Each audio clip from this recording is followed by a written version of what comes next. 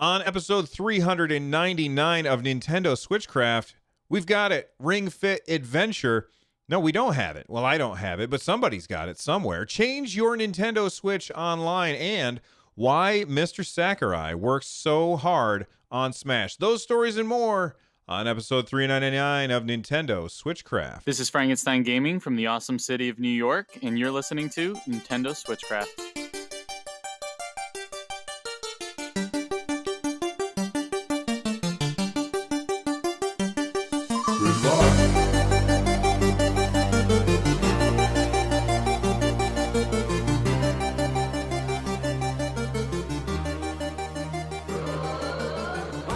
Hey everyone, welcome back to Nintendo Switchcraft. It is your source for all news Nintendo. If you did not know, you can check out this show live every Monday, Wednesday, and Friday over at twitch.tv/runjumpstomp. And on Saturday, we do Switchcraft live over at youtube.com/runjumpstomp. This episode of Switchcraft is made possible by patrons like Ben T. Get Switchcraft and all my other shows ad-free for as little as $1 a month by joining us over at patreon.com/runjumpstomp.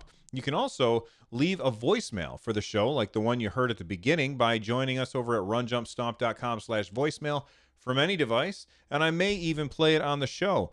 Before we get started, I am doing another giveaway tomorrow. That giveaway is for a $5 eShop gift card. If you have not already joined the giveaway, it's super easy to do. Go to runjumpstomp.com/giveaway for all of the details and then join the Discord, and we'll see you in there. Anyway, without further ado, it's time for us to talk Nintendo. Nintendo, please hold. One moment. Thank you. May I help you? And in Seattle, at the company's U.S. headquarters, they listen to the customers. Clearly, Nintendo was listening when we said we wanted a weird shake weight to play an adventure game with, because that is what they gave us. Clearly, that's what we've been saying. I've been thinking about this episode ever since they showed this ridiculous contraption, which I think looks actually pretty fun. Actually, let's break this into two parts. I want to break it into the part of the video that they showed us, and then I want to break it into the part of the actual gameplay and what do I think of that. So let's start with the video that they showed us, which is got to be one of the most bizarre things that I have ever seen. And it's not because of the content, it's because of the delivery. They hired these two actors, one of which had serious pink eye for some reason, and he was glaring. Oh my God. And the camera movements, like, what is wrong with whoever directed this video? Look, I don't like to criticize people, but and I've been thinking about this a lot because I feel like a giant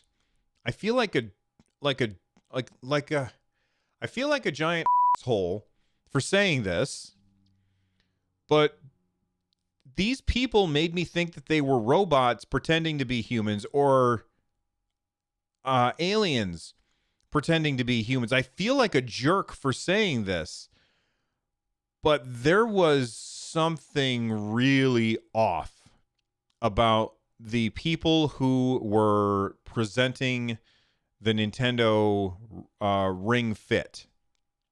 And I feel like a jerk for saying it, but there was something. And here's the thing. I would sit here and I would see the guy and I'd be like, well, you can't get more cringy than that guy. And then the woman would start talking and I'd say, oh my God, I don't know who's worse, the woman or the man. And I showed it to my wife and she said, because I asked her, I go, am I a jerk for saying that these people are really creepy? And she says, well, you're not a jerk, but I don't think it's by accident. My wife said, after looking at it, she said that she said that she got the idea that they were doing this on purpose and kind of leaning into the cringe of it all. And I was like, okay, well, maybe, But I don't know that Nintendo. I mean, yes, sometimes Nintendo is very self-aware, and then sometimes they are so ridiculously not self-aware that they just can't get out of their own way. And I didn't think that they were self-aware for this thing, but my wife said that she just thinks that they were doing it on purpose to be like kind of goofy. And I don't know what to think, but all I know is that if I see either of those two people on the street, I will probably run the other way. Although they both look like they're in really good shape, so they'd probably catch me. But I would run the other way because that was really creepy. Now, that being said, that out of the way, the thing that they showed us actually looks fun. So if you're listening to the show, then you don't know what I'm talking about. But Nintendo brought out this weird plastic circle that they actually called it an electronic device. Okay, so I'm not sure what about it. Like it's measuring. Is the actual circle thing measuring how much you're squeezing it, or is it just measuring how much the Joy-Con moves? Like, that's a question that I have, and I'm not sure about. They specifically called it an electronic device. It's not just a plastic ring. They call it, by the way, a Ring-Con, which, of course, they did. I don't know why they didn't. So it's got this weird plastic ring thing that you can squeeze, and I guess it's Bowser 13 says, I think it's an electromagnetic coil. That's interesting. So weird. It's so weird, and it's definitely piqued my curiosity. But so it comes with two ways of controlling. One way of controlling is by squeezing this weird ring thing. And then it also comes with a leg strap, which you put the other Joy-Con into. And then you move by running in place. So you run in place, and as you run in place, your character will be moving throughout the world, which I think is really cool. And, you know, my immediate thought is that I'm up here on the second floor in my nerd nest. So if I were going to play this game, then that would be disruptive as I jump up and down in here. Like, it would shake the damn house. But they even thought of that, and they said, well, you can actually do a setting where you don't have to pick up your feet while you're doing. You just have to kind of be moving, and that way you're not disrupting everybody. It's a fitness game that is actually an adventure game, and not just like, here's a little mini game, which I think is very neat. I like the idea of this game overall. So like I said, you run in place to move in the world. And then you use yoga poses in order to do certain attacks. You can squeeze the ring in order to send out a burst of air out in front of you in the game to attack things. And I got to say that this is definitely something that seems compelling. It even has like, you want to use certain attacks, like you want to use the ab guard against a yellow opponent, or you want to use the squeeze attack against maybe a green opponent, or you want to use like the sit-up attack against somebody else. Like, all of that stuff together, like it makes it an actual game and not just a fitness thing. And I think that the person who summed it up best is my friend Bravd, who said, if there's any way that you can trick me into, and I'm paraphrasing here, but he tweeted this out, something along the lines of, if you're tweeting, if you're tricking me into working out, then I'm happy about it, because working out is very dreary and awful, and I don't like doing it. But if you can make it fun, then, you know, maybe I'll partake more often, which I think is really awesome. Oh my God, I've got to take these people off the screen because they're freaking me out, man. They are freaking me out. I've got to get rid of them. Okay, so I am very curious what you guys I guess the price for the Ring Fit Adventure is $80. So let me just go to ringfitadventure.nintendo.com. And I don't know if they actually have the price out yet, but I read someplace that it was $80. $80 seems kind of high. I know a full game costs $60, and then you're paying for this weird ring thing, a plastic ring thing, and the leg strap. So if the Ring-Con is actually like a real device, then maybe that's worth it. But Joel Mead in chat is pointing out something very smart. He said that's enough money to buy Fitness Boxing twice. And I played a little bit of the demo of Fitness Boxing, and you can actually get a pretty decent workout just kind of keeping your body moving and throwing punches. So I don't know. And Fitness Boxing is very a heavily rhythm focused game, which means that it's a lot of fun as well. So I don't know. This doesn't. I want to say that this doesn't appeal to me, but it's just weird enough that I want to try it out and see what it's like. It's like Nintendo has gone back to the weirdness of the Wii. Do you remember all of the weirdness that came along with the Wii? That kind of has disappeared. And then here Nintendo, I mean, sure, we had 1-2 Switch. Nintendo launched 1-2 Switch, and we were like, man, y'all are some weird people over there. And now they're bringing us this. Super weird, but oddly compelling. So I'm very curious as to what you all think about Ring Fit Adventure. Is it something that you're going to pick up? I'm going to tweet out after the show.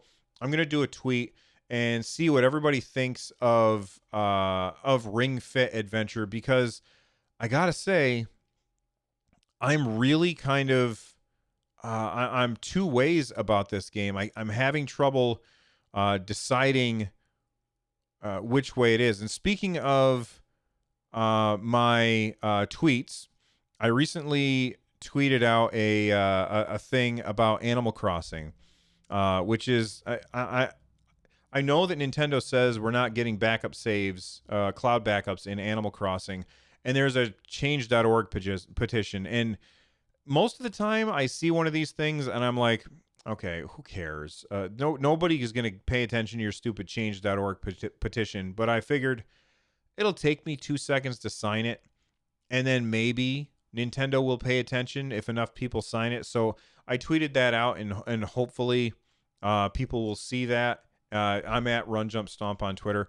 Hopefully people will see that and respond, and maybe Nintendo will pay attention, though I doubt it. Nintendo makes decisions, and if they listen to the audience, 9 times out of 10 the audience is wrong about stuff anyway.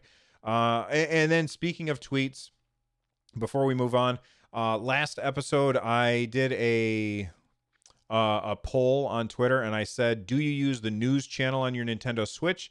And I said, vote and let me know what you guys think. And 60% of people said no. 60% of people said no, they do not use the news thing, the news channel on the Switch.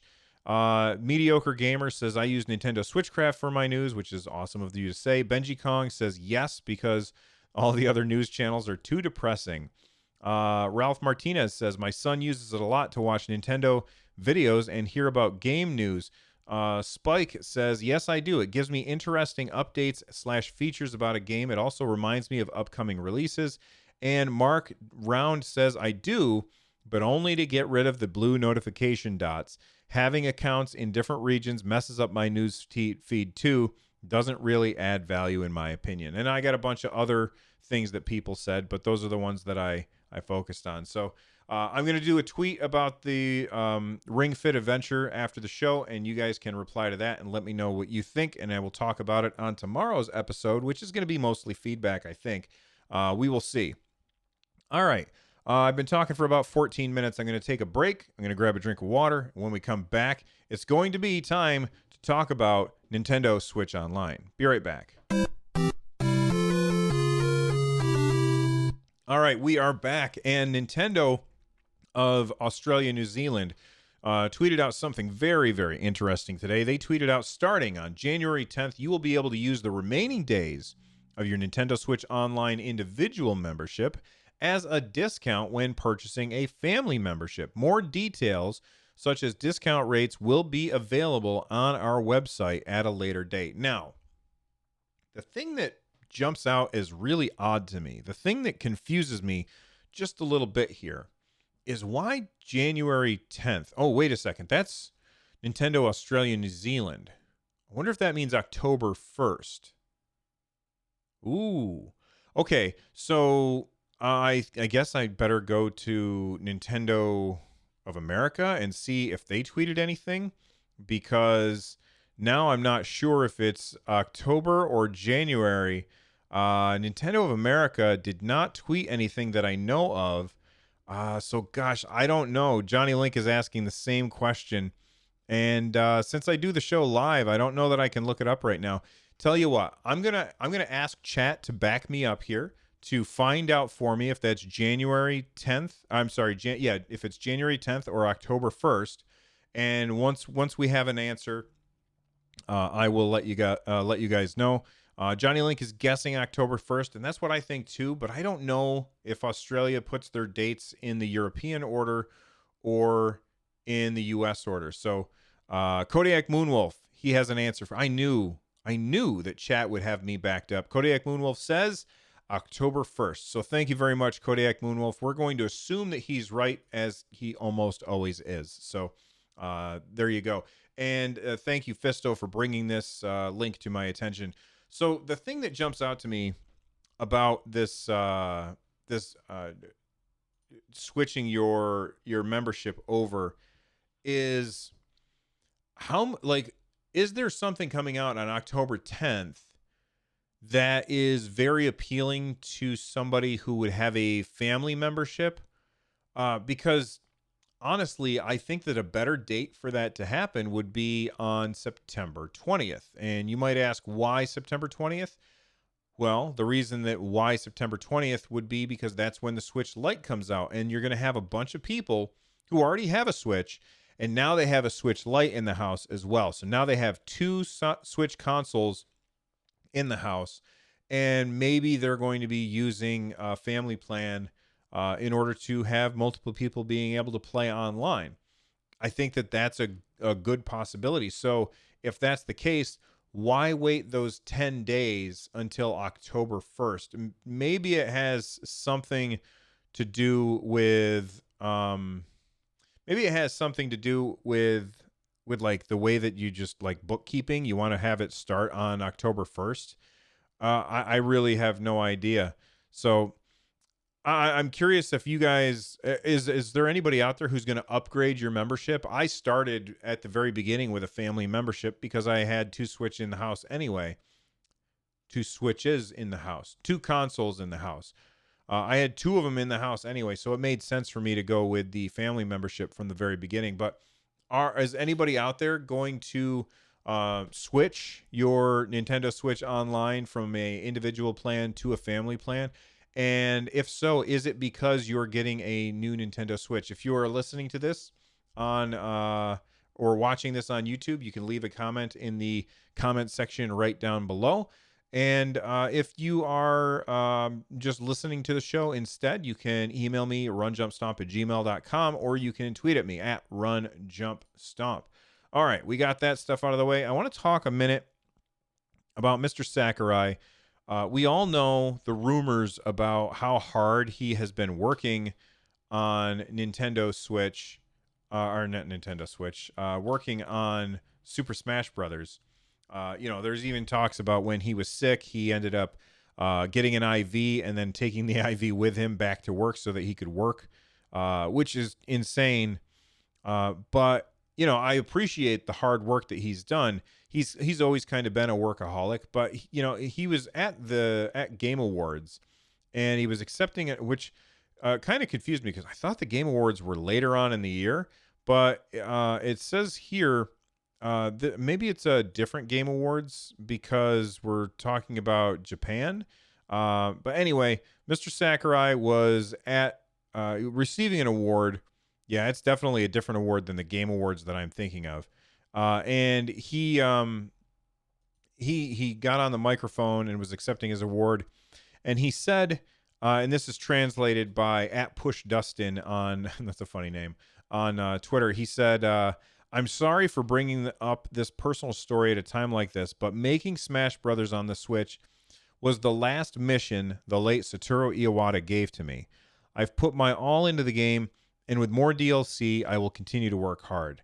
And it just reminded me that, a lot of people forget that Mr. Iwata had a big part to play in the Nintendo Switch. A lot of people attribute that to Mr. Kimishima, who will be the first to tell you that he executed on Iwata's plan.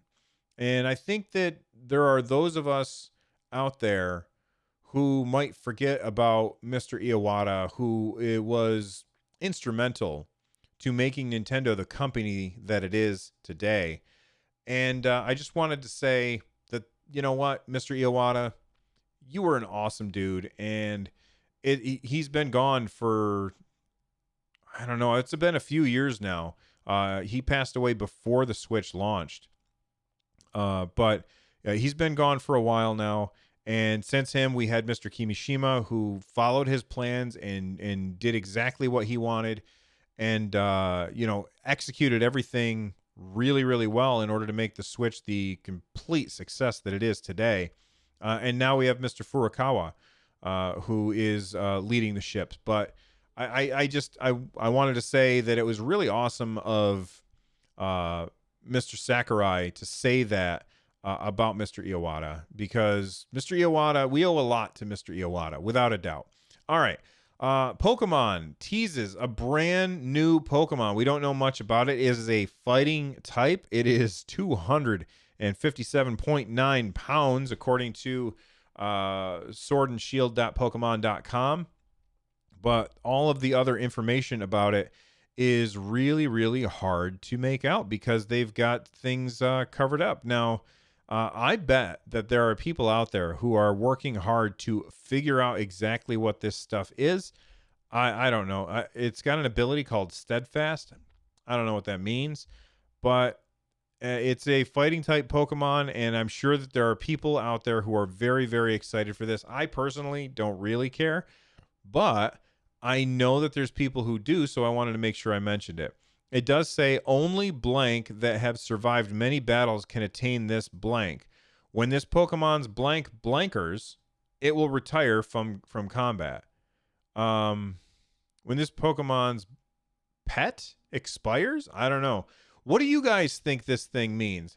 I don't know, but it's definitely interesting. I like how Nintendo is pulling it at people and saying, hey, we've got some information for you. We're going to keep that hype alive, especially since the game's not coming out until November.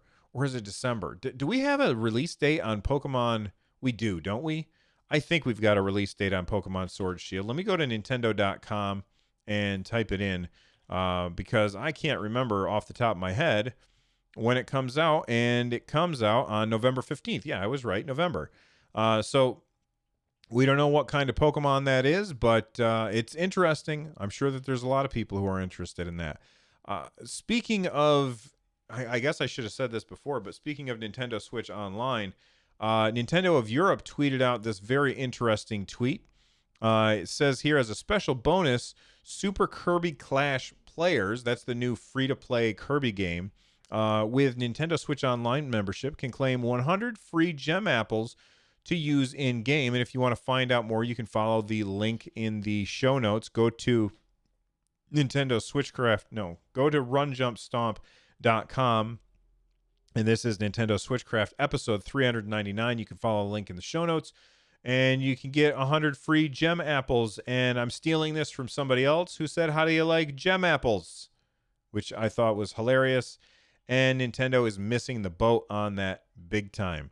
So thank you very much for Ivan in chat for letting me know about the free gem apples. I will be taking advantage of this. I haven't really played too much of that game. My son's like level 20 and I'm like level 4, but he seems to like it a whole lot and he hasn't spent any money on it. So maybe my fears of over monetization will go away. Res TV says it was a Nintendo Pulse joke. It was not. I was watching Nintendo Pulse when you said it, and you were quoting somebody else, or maybe it was Steven was quoting somebody else. One of you guys was quoting somebody, because otherwise I would have given it to you. I don't know who said it. Steven was quoting somebody else. Right. Okay. But it was funny nonetheless. Speaking of which, Guys, Nintendo Pulse is hosted by my very good friend Lloyd Hannison and Stephen Munn. And every episode, Lloyd starts the episode with "How the heck are ya?" And make sure that you guys subscribe to that podcast as well. And speaking of podcasts featuring my good friend Lloyd Hannison, he is my co-host on StadiaCast, which is been going bananas right now. It's really blowing up. Make sure that if you guys haven't already, you subscribe to that show as well. You can find out more info about that over at runjumpstomp.com/shows, or you can go to youtube.com/StadiaCast and watch the video of that there. We're going to be recording the next episode on Sunday at 10 a.m., so make sure that you are there to hang out. And with that being said, keep the feedback coming. That's all we got for today. Keep that feedback coming. I'm going to go through a lot of feedback on Saturday's episode. If you want to become a part of the community, join us over at runjumpstomp.com/Discord. You can also watch the show live over at twitch.tv/runjumpstomp. You can watch the video after the fact at my YouTube channel. Get a hold of me through email, runjumpstomp@gmail.com, or get a hold of me on Twitter at runjumpstomp. Use the hashtag Nintendo Switchcraft. This show is part of the giant-sized Team Up Network. For more information, check out gstu.net. If you are looking for ways to support the show, go to runjumpstomp.com/thank-you. And the music that you are hearing right now is Corneria, Star Fox Remix by Note Block. Thank you to them for allowing me to use that music. You guys are awesome for hanging out with me and spending time listening to my ramblings. Goodbye.